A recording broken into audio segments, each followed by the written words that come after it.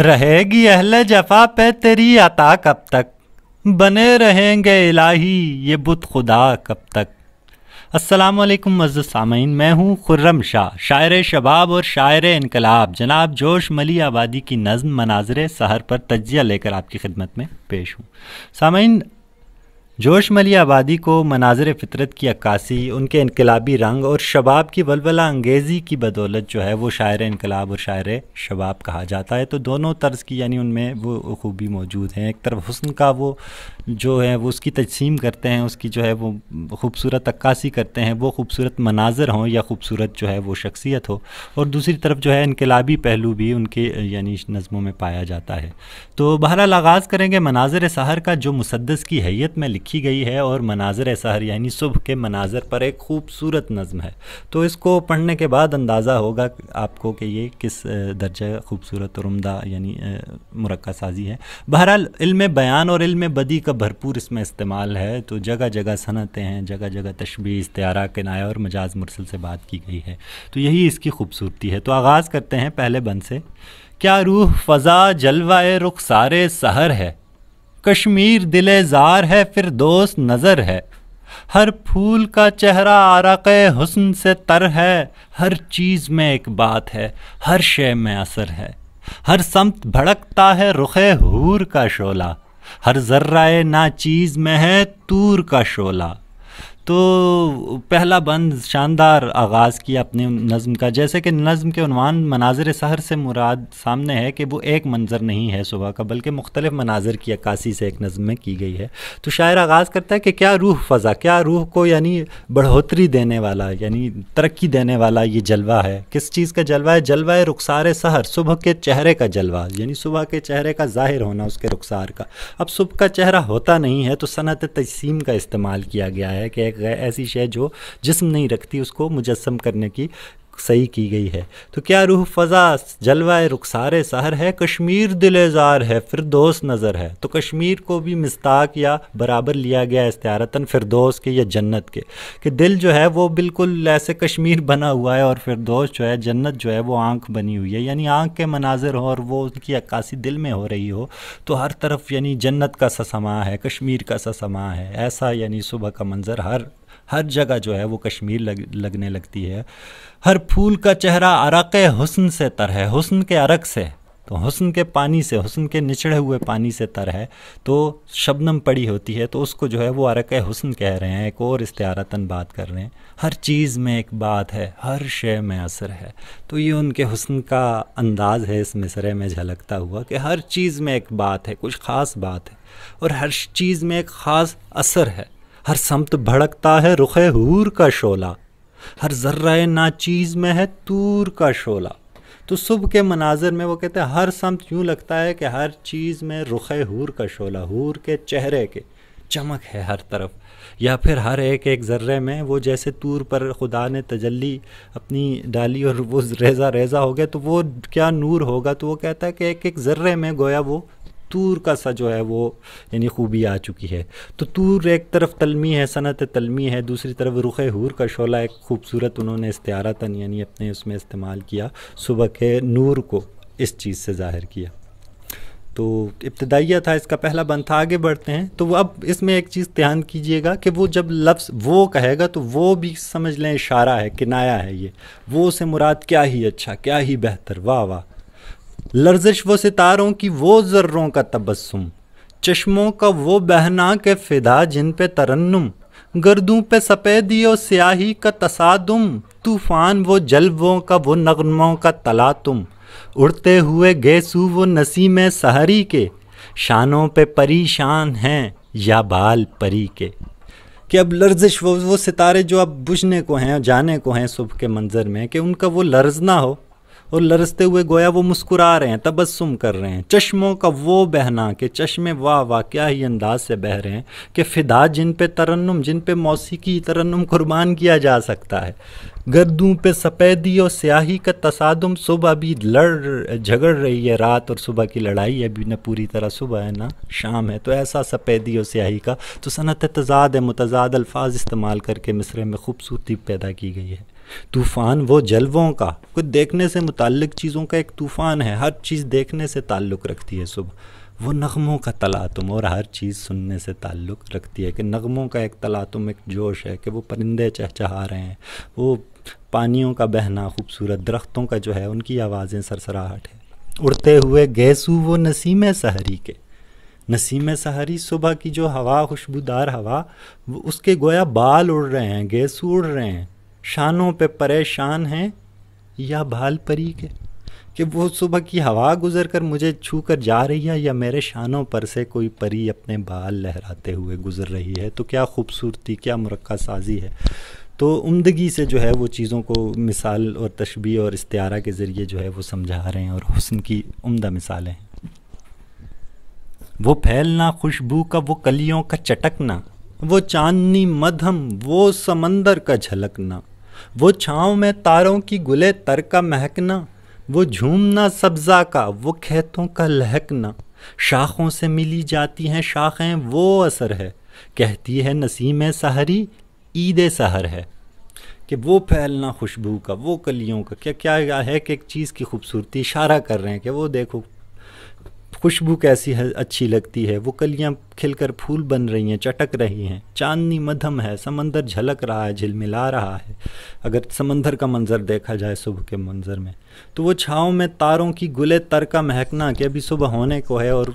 پھولوں پر شبنم پڑی ہے، وہ جھومنا سبزہ کا، کھیتوں کا، ایک ایک چیز کی طرف، حسن کی طرف، کہتا ہے کس چیز کی طرف دیکھو گے ہر چیز وہ زبردست لگے گی اور خوبصورت لگے گی، اور شاخیں یوں آپس میں ٹکرا رہی ہوتی ہیں۔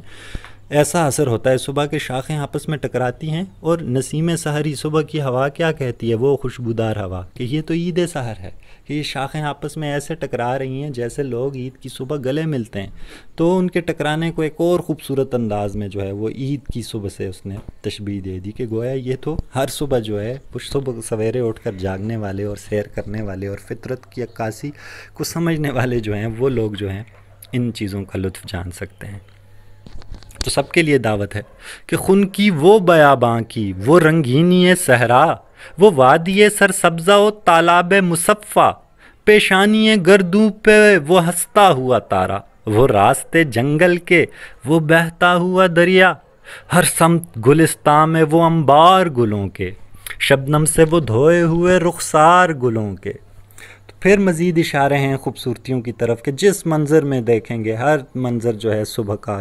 بیاباں کا ہو، وہ خنکی جو ہوتی ہے اس میں ٹھنڈک ہوتی ہے بیاباں میں، وہ رنگینی صحرا، اور صحرا کی شام اور صبح کہتے ہیں کہ دیکھنے سے تعلق رکھتی ہے، تو رنگینی اس کے اپنے رنگ ہوتے ہیں، وہ وادی سرسبزہ و تالاب مصفہ، خوبصورت تالاب اور سرسبز وادیاں ہوں تو ان کی کیا کیا کہنے، صبح کا منظر ان کا اور حسین ہوتا ہے، اور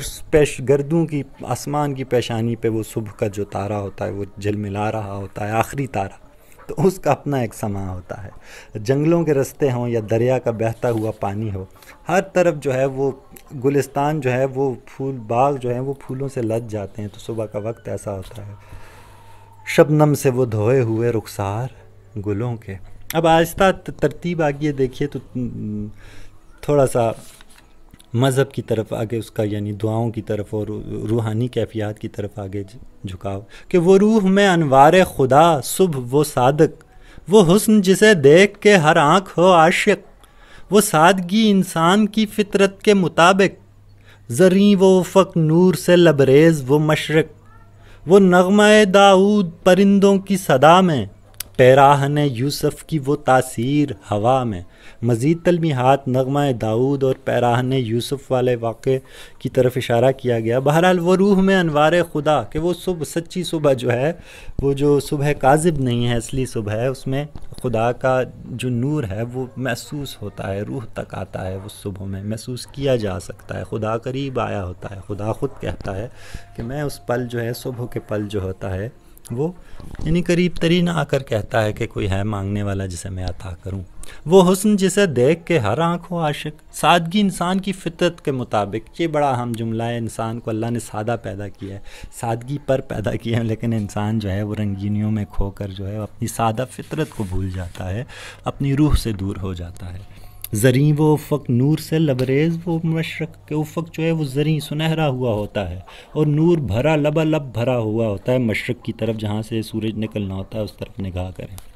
وہ نغمہ داؤد، پرندے یوں لگتا ہے کہ وہ نغمہ داؤد یعنی ان کی آوازوں میں آ گیا ہے پرندوں کی، اور نغمہ داؤد ایک تلمیح ہے، آپ جانتے ہیں کہ اس نبی کی آواز میں اللہ نے بہت یعنی حسن آواز میں رکھا تھا۔ اور یا پھر پیراہن یوسف کی تاثیر ہوا میں، کہ حضرت یوسف کے جو کرتا تھا اس کو ان کے والد نے، حضرت یعقوب علیہ السلام نے بہت دور سے سونگ لیا تھا، تو وہ پورا ایک واقعہ ہے حضرت یوسف کا، تو وہ بھی سارے جانتے ہیں حضرت یوسف کی اس واقعے کی طرف اشارہ ہے۔ وہ برگ گلے تازہ، وہ شبنم کی لطافت، ایک حسن سے وہ خندۂ سامان حقیقت، وہ جلوہ اصنام، وہ بت خانہ کی زینت، زاہد کا وہ منظر، وہ برہمن کی صباحت، ناقوس کے سینے سے صدائیں وہ فغاں کی، وہ حمد میں ڈوبی ہوئی آواز اذاں کی۔ تو وہ برگ گلے تازہ، تازہ پھول، پھول کی ٹہنی، وہ شبنم کی لطافت، اپنی جگہ شبنم کی لطیف شبنم اپنا حسن اپنا رکھتی ہے، ایک حسن سے وہ خندۂ سامان حقیقت، کے اس صبح کے حسن سے جو ہے وہ سارا جو سامان حقیقت ہے وہ یعنی خوش لگ رہا ہے، اس کی جو ہے وہ کیفیت جو ہے وہ خوشگوار ہو گئی ہے، ہر طرف ہر منظر کی، ہر چیز کی، اور ایک طرف بت خانہ کھل گیا ہے، جلوہ اصنام، وہ بت خانہ کی زینت، سارے مندر کھل گئے ہیں، صفائیاں ہونے لگی ہیں، زاہد کا وہ منظر، وہ برہمن کی صباحت، تو ایک طرف زہد و تقوی والے جو ہیں وہ اپنے اپنے اٹھ کھڑے ہوئے ہیں وضو کرتے ہوئے اللہ کا ذکر کرنے کے لیے، اور دوسری طرف برہمن لوگ اپنے آوازوں میں بھجن گا رہے ہیں، اور خوبصورت جو ہے وہ لحن سے جو ہے اپنے جو ہے وہ شکر ادا کر رہے ہیں خدا کا۔ ناقوس کے سینے سے وہ صدائیں وہ فغاں کی، تو ناقوس ایک بجانے کا آلہ ہے جو اندر سے خالی ہوتا ہے، اور جو اندر سے خالی بجانے کے آلے ہوتے ہیں ان کی آواز درد بھری ہوتی ہے، تو ناقوس جب وہ اب خدا کے آگے پیش کرتے ہیں تو اس کی ایک اپنی خوبی ہوتی ہے، صبح کے منظر میں کانوں کو وہ بھلے مندر کی گھنٹیاں ہوں، گرجا کی آواز ہو، یا وہ حمد میں ڈوبی ہوئی آواز اذاں کی، یا پھر اذان کی آواز ہو اس پہر، وہ بھی اپنا حسن رکھتی ہے۔ تو آخری بند کی طرف بڑھتے ہیں، تو خدا تک پہنچایا آخری بند میں ایک شاعر جو ہے حسن کے ذریعے ہوتا فطرت کے ذریعے ہوتا، تو ساری عقل والوں کے لیے نشانیاں ہیں، ساری اللہ کی ہی نشانیاں ہیں۔ آقا کا غلاموں سے یہ ہے قرب کا ہنگام، دل ہوتے ہیں سرشار، فنا ہوتے ہیں عالام، چھا جاتی ہے رحمت تو برس پڑتے ہیں انعام، اس وقت کسی طرح مناسب نہیں آرام، رونے میں جو لذت ہے تو آہوں میں مزہ ہے، اے روح خودی چھوڑ کے نزدیک خدا ہے، اے روح خودی چھوڑ کے نزدیک خدا ہے۔ تو ایک انتہائی یعنی انتہا پر جا کر جو ہے نظم کا اختتام کیا گیا کہ آقا اور غلام جب قریب ہوتے ہیں تو کیا ہنگامہ برپا ہوتا ہے، جب ایک انسان جو ہے اپنے معبود کے قریب ہوتا ہے، اس کی عبادت اس کی طرف توجہ کرتا ہے، تو دل ہوتے ہیں سرشار، فنا ہوتے ہیں عالم، عالم علم کی جگہ جمع ہے غم کی، تو عالم غم سارے دکھ درد ختم ہو جاتے ہیں اور دل سرشار ہو جاتے ہیں، روحانی کیفیت ایک بھر جاتی ہے۔ تو صبح سویرے اٹھنے والے اللہ کو یاد کرنے والوں کی یہ کیفیت ہوتی ہے، چھا جاتی ہے رحمت تو برس پڑتے ہیں انعام، اس وقت کسی طرح مناسب نہیں آرام، بالکل مناسب نہیں ہے، تو اپنی سستیوں کو دور پھینکنا ہے اور صبح سویرے اٹھنے کی کوشش کرنی ہے۔ شاعر کا یہی بہترین پیغام ہے، رونے میں جو لذت ہے تو آہوں میں مزہ ہے، اے روح خودی چھوڑ کے نزدیک خدا ہے۔ اس خودی کو، اس اپنی جو خود غرضی ہے یا خود پسندی ہے یا آرام طلبی ہے، اس کو چھوڑنا ہے، اور خدا بہت قریب ہوتا ہے، اٹھ کر اس منظر کو دیکھنا ہوتا ہے، اور ان منظر کو پہچاننے والے اور سمجھنے والے جو ہیں وہ اللہ کی ذات تک پہنچ جاتے ہیں۔ تو بہرحال ایک بہت اچھا پیغام ہے شاعر کا ہمارے لیے، تو مجھے امید ہے کہ نظم کی بھی ہمیں سمجھ آئی ہوگی اور شاعر کا پورا پیغام ہم تک پہنچ گیا ہوگا۔ تو صبح اور سویرے اٹھنے کی عادت اپنائیں اور محبتیں تقسیم کرتے رہیے۔ بہت شکریہ۔